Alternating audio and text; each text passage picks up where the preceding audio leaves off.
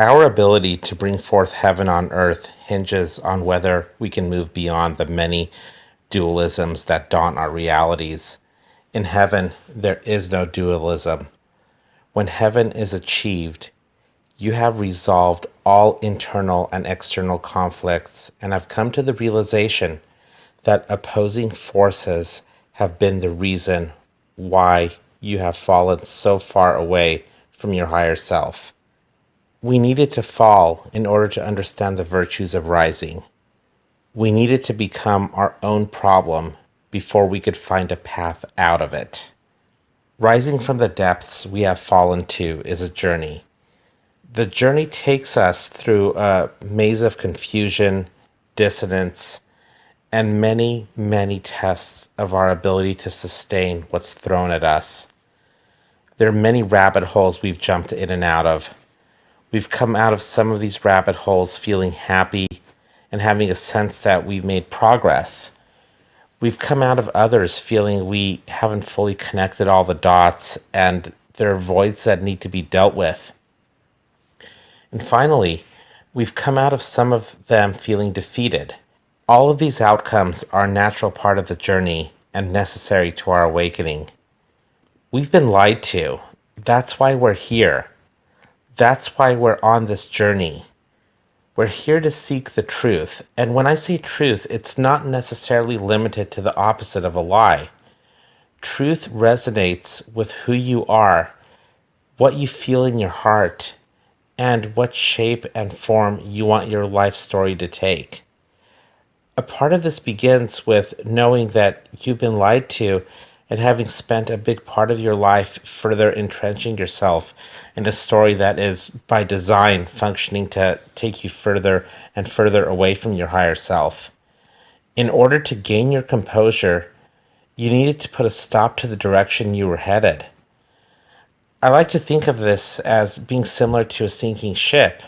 If you're the captain and become aware the ship is taking on water and have any intention of saving the ship, the first thing you're going to do is stop the ship from taking on more water. Otherwise, it'll sink.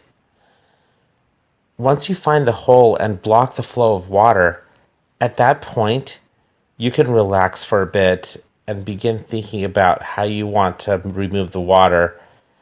When you learn that you've been lied to, that you don't live on a globe, that the history of your existence has been grossly distorted, that you have complete control of your reality, and that you are your own God, and that you have the ability to live an eternal life free of bondage, it's perhaps the biggest leap of progress you've made in your journey because you know there's a problem and that you have a lot of work ahead of you.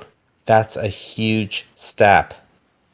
If you decide to spend too much time at this juncture trying to figure out who's behind the deception, why you're being deceived, etc., it is very easy to lose sight of why you're on this journey in the first place.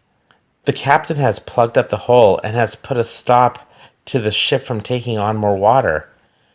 However, now the captain is sitting there trying to figure out how many gallons of water the ship has taken on, taking pictures of the water flooding the engine compartment as evidence that water doesn't curve. It's easy to lose sight of the fact that you're the captain of the ship and that you have complete control over its bearing, heading, and speed. You could have theoretically prevented the ship from taking on water, but hindsight is always 20/20. Let's not worry about that part. Let's focus on the journey itself. You found water, plugged up the hole, and now you have a set of choices before you.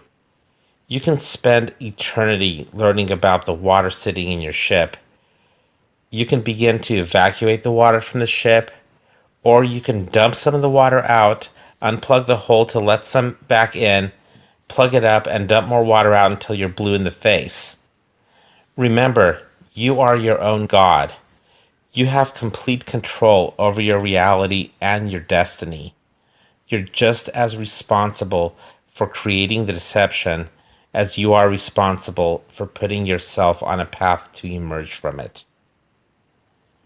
You can't bring forth heaven on earth when you feel disdain over what you've created. You can't bring forth heaven on earth when you find yourself going in circles. And you most certainly can't bring forth heaven on earth when you're entrenched in duality. The deception has been designed by you to keep you in this state. You have the power to step out of it and realize your potential. That's all for now. Be well, sun gaze, and reject fear.